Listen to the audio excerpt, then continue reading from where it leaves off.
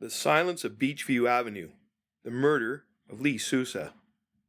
Welcome back to Ontario Cold Cases. I'm your host, Jay Nicoll of Nicoll Investigations. Every year, thousands of people flock to the shores of Lake Couchiching and Lake Simcoe for the Labor Day long weekend. It's the final breath of summer, time for sun-drenched barbecues, boat rides on the shimmering water, and the quiet, predictable comfort of small-town life. But in 1990, in the tight-knit community of Cumberland Beach, that seasonal peace was shattered by an act of such calculated, visceral brutality that it remains a dark weight in the heart of the Ontario Provincial Police more than 3 decades later. Today we're revisiting the homicide of 13-year-old Leah Sousa. This is a case defined by hauntingly specific evidence. Single bloody shoeprint left in the wake of chaos.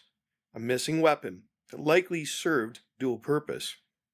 And a primary witness who survived the unthinkable, only to have the memory of her attacker physically erased by the very trauma she endured. But we are also looking at the shadows cast by the prime suspects, men whose names have been whispered in Aurelia for years, including a convicted killer who was in the area that night, and a mysterious figure tracked by a veteran investigator who believes he found a serial predator hiding in plain sight.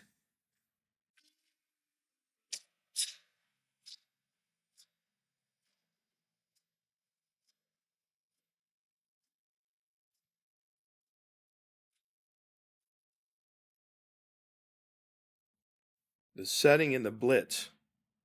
Cumberland Beach is a quiet village tucked just north of Aurelia. In 1990, it was a place where permanent residents lived side by side with seasonal cottagers, creating a transient atmosphere where a stranger might not immediately stand out. On September 1st, 1990, the population was at its peak. On Beachview Avenue, 39-year-old Leah Sousa was at home with her 2 children, 13-year-old Leah and her 9-month-old brother, Michael.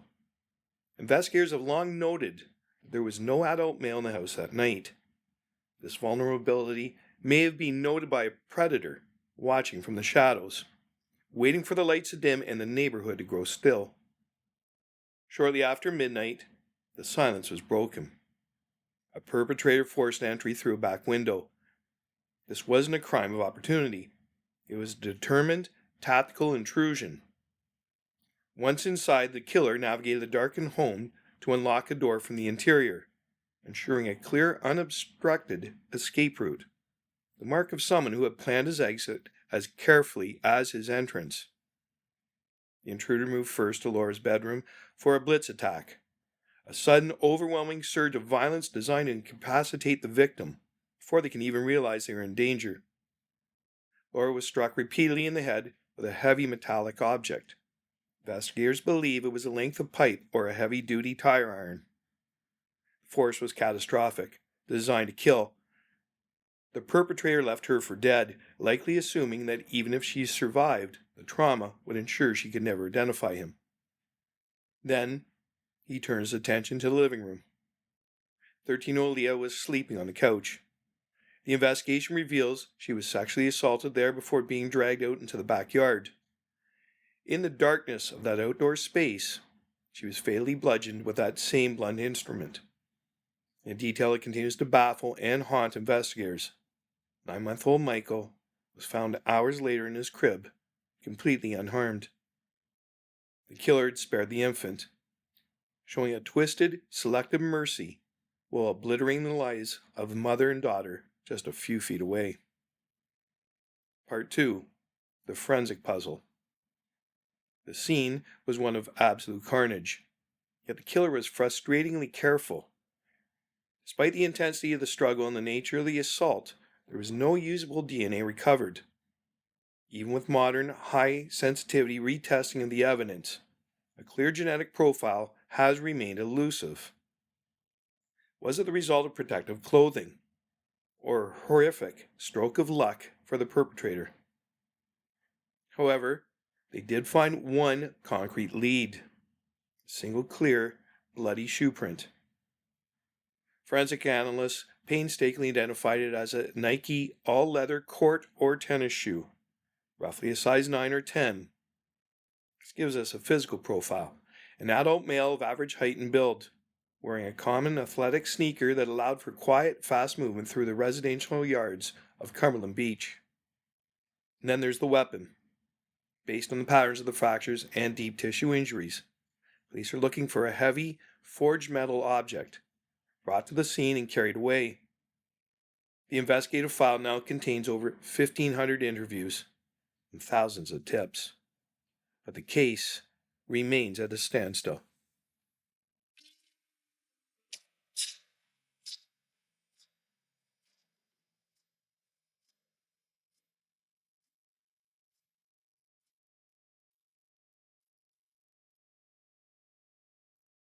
Part 3.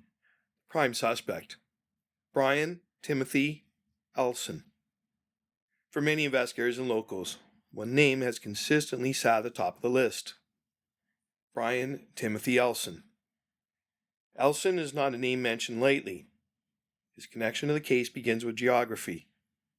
On the night of the murder, Ellson's grandmother lived on this very same street as the Sousas, Beachview Avenue. Police believe he was in town that night, moving through the very neighborhood where Leah and Lora were attacked. But the suspicion goes deeper than just proximity. Ellson is a convicted killer. Only 4 months after Leah was murdered, Ellson committed an almost unfathomable act of violence in the same general area. He was convicted of the January 1991 murder of 17-year-old Sandra Bannister. He was found stabbed to death near Aurelia. The parallels were chilling. 2 teenage girls, 2 brutal attacks, occurring within months of each other in the same small community. In the 2010 interview with W5, Ellson admitted he had been arrested and questioned multiple times regarding Leah's case. He acknowledged the police interest in him, but has always vehemently denied any involvement in the Sousa murder. Without a DNA match or a confession, Ellson remains a person of interest. But for those who look at the timeline, proximity, and the sheer escalation of his documented violence, the questions remain. Could a man capable of murdering a teenager in January have been practicing his dark craft on Beachview Avenue in September? Part 4. The Barry Rule Theory. Mr. X. While Ellson remains the most public suspect, retired OPP officer Barry Rule spent decades pointing toward a different shadow. Rule, who details his investigation in his book of visual evidence, believes the killer was a man he refers to as Mr. X. Rule's suspicion isn't based on a whim. It's based on a terrifying pattern of proximity and personal connection. According to Rule, the suspect was a known sexual predator who had a direct personal link to the Sousa family. This man had actually dated a member of the family and was confirmed to have been in the Aurelia area at the time of the murder. But the connection goes deeper, reaching back into the history of Canadian true crime. Rule discovered that this same individual was a suspect in the 1959 disappearance of 12-year-old Lynn Harper, a case that saw Stephen Truscott wrongfully convicted. He also linked this man to the 1945 murder of a young girl in Windsor. Rule's theory suggests that the Leah Sousa murder wasn't a random blitz by a stranger. It was a targeted attack by a serial predator who knew the layout of the house because he had been there before. Someone who knew Lora was alone and exactly which window provided the easiest access. Rule's been vocal about his frustration, believing the focus on other suspects allowed Mr. X to slip through the cracks of the investigation.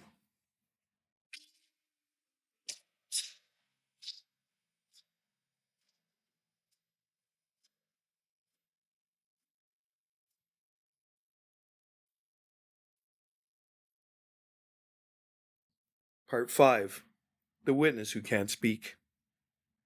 Perhaps the most tragic element of all is Leah Sousa's survival.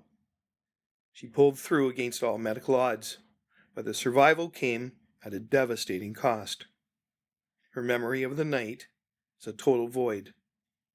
The blunt force trauma she sustained physically damaged the memory centers of her brain. Investigators are certain she saw the killer's face. She was the first person he attacked. They likely locked eyes in those final seconds. Those images are now locked behind a physical wall of brain injury. Police have tried forensic hypnosis, even the use of sodium amytal, the so-called truth serum. Nothing has worked. The biological hardware is too damaged to yield the software of memory. Lora lives every day with the knowledge that she holds the key, but her mind is physically unable to turn the lock. She's described herself as being in a state of utter helplessness, a witness to her own tragedy who cannot testify. The plea. Where the killer was Brian Ellson, the man Barry Rule calls Mr. X, or someone else entirely, the profile remains the same. A man with a size 10 or 9 Nike shoe, a heavy metal weapon, a heart capable of absolute darkness. Leah Sousa was 13. She never got to graduate, never got to see her brother grow up. The OPP strongly believes there is someone still living in the Orillia area who knows exactly what happened that night. Someone who saw a change in a friend's behavior or found a blood-stained tire iron in a garage that didn't belong there. 35 years is a long time to carry a secret. If you have any information, please call the OPP tip hotline at 705-329-7558. There is a $50,000 reward. More importantly, there is a mother and a brother who deserve to finally name the monster of Beachview Avenue. I'm Jay Nicoll. This is Ontario Cold Cases. Join us next time as we continue to shine a light into the darkest corners of Canada's unsolved history.